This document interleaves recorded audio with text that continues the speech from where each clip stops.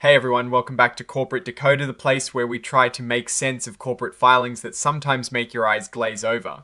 Today we're diving into Rush Enterprises' incorporated SEC filing to see what their latest financial story is telling us. So buckle up if you want to know how this auto and truck dealership company is really doing. Alright, so this document is basically Rush Enterprises' incorporated proxy statement for their 2026 annual meeting of shareholders. Think of it as getting all the important info you need before you vote on company matters like electing directors or approving big decisions. They sent out a notice about when and where this meeting is happening. It's going to be in May 2026 at their main offices in New Braunfels, Texas. Now, the proxy summary section is like a cheat sheet for the whole document. It tells us the main things to expect. 3 big items are on the table: electing 9 directors, a vote to approve executive pay, and ratifying Ernst & Young LLP as their auditor for the year 2026.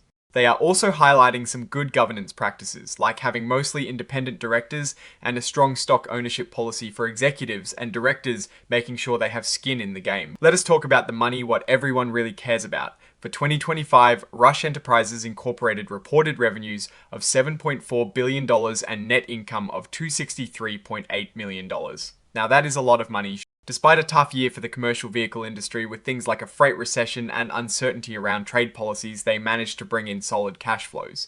Their sales of new heavy-duty trucks to certain customers were good, and their sales of medium-duty trucks did better than the market. Even their aftermarket business saw a slight increase in revenue year over year. They also expanded their network by opening new dealerships. They returned about $251.5 million to shareholders through dividends and stock buybacks. Pretty strong performance given the industry challenges. Now about the leadership, the people making the big decisions. Rush Enterprises Incorporated is proposing 9 directors for election. Most of them are independent, which is good for good governance. The filing gives us a look at each nominee, their age, what they do, and what skills they bring. For example, W.M. Rusty Rush is the chairman, CEO, and president, and has been with the company since 1996, so he knows this business inside and out. Thomas Akin brings a lot of accounting and finance expertise, and William H. Carey has experience from GA Capital. Raymond J. Chess used to be a big shot at General Motors company involved with their truck business. They have a mix of industry knowledge, finance, technology, and leadership experience across the board. Then there are the executive officers, the day-to-day leaders. W.M. Rusty Rush is still the CEO. Stephen L. Keller is the Chief Financial Officer and Treasurer. Jody Pollard is the Chief Operating Officer. Corey Lowe is in charge of the Peterbilt dealerships. Michael L. Goldstone is the General Counsel and Corporate Secretary. These are the folks running the show and making sure things get done. Let's look at who owns the company. For March 2026, WM Rusty Rush. And 3 Mr. Partners LP seem to be the biggest owners of Class B stock with a significant chunk of the total voting power. Dimensional Fund Advisors LP and the Vanguard Group Inc. are also major holders of Class A stock. It is interesting to see a good amount of ownership from these institutional investors as well as insider ownership. Now let's talk about executive compensation. It's always a hot topic. For 2025, Rush Enterprises Incorporated paid their named executive officers a good chunk of money. W.M. Rusty Rush, the CEO, had a total compensation of over $10.2 million. Stephen L. Keller, the CFO, got over $2.7 million. Jason Wilder, their former chief operating officer, received over $2.4 million. Jody Pollard and Corey Lowe also earned over $2.2 million each. A big part of this compensation comes from stock awards and options reflecting their role in the company and encouraging long-term performance. They are trying to tie pay to performance and have a compensation consultant to keep things fair and competitive. This table dives deep into the numbers of what each executive earned.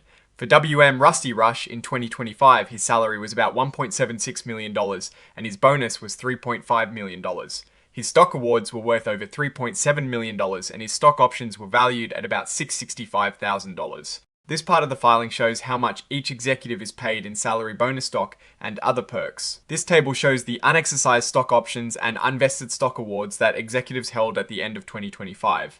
For W.M. Rusty Rush, he had a lot of unexercised options and several thousand unvested shares of stock. This shows the long-term incentives they have and their potential future earnings tied to the company's stock performance. This section is really interesting because it tries to link how much executives are paid with how the company actually performs. For 2025, the total shareholder return was about $224.79 for every $100 invested, and their net income was quite healthy at over $266 million. They also show the income from continuing operations before taxes, which was $345.86 million. They are saying that how much they paid their top executives is generally in line with the company's financial results and shareholder returns. Let's touch on how the board members get paid. For 2025, non-employee directors received an annual retainer of $105,000. Those who chaired committees like the Audit Committee or Compensation and Human Capital Committee got additional amounts. They also received stock awards of the company's class of common stock. This ensures directors are compensated for their time and expertise, and also invested in the company's success. The Audit Committee oversees the financial reporting and makes sure everything is in order. They reviewed the financial statements with management and Ernst & Young LLP. They checked on the company's internal controls and accounting practices. The fees paid to Ernst & Young LLP for 2025 were about $2.3 million, mainly for audit and tax services. This is standard procedure to ensure financial integrity. This is a section that looks for any potential conflicts of interest. Thomas Dorman, an employee, is the son-in-law of Corey H. Lowe, a senior vice president. His compensation was less than $250,000 and was comparable to others in similar roles. The company has a process to review and approve any transactions with these related people to make sure they are fair to the company and its shareholders. So what is my take on Rush Enterprises Incorporated? Based on this filing, they seem to be a financially strong company navigating a challenging industry quite well. They have a clear strategy for growth and shareholder value. Their executive compensation is substantial but appears to be tied to performance and aligned with shareholder interests.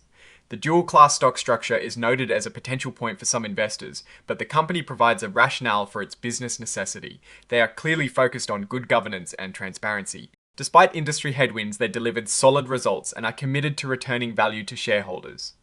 Alright, that is our breakdown of Rush Enterprises Incorporated latest filing. What is your take on these numbers and what they signal for the company's future? Drop your thoughts in the comments. If this analysis was valuable, hitting that like button really helps, and subscribe for more deep dives.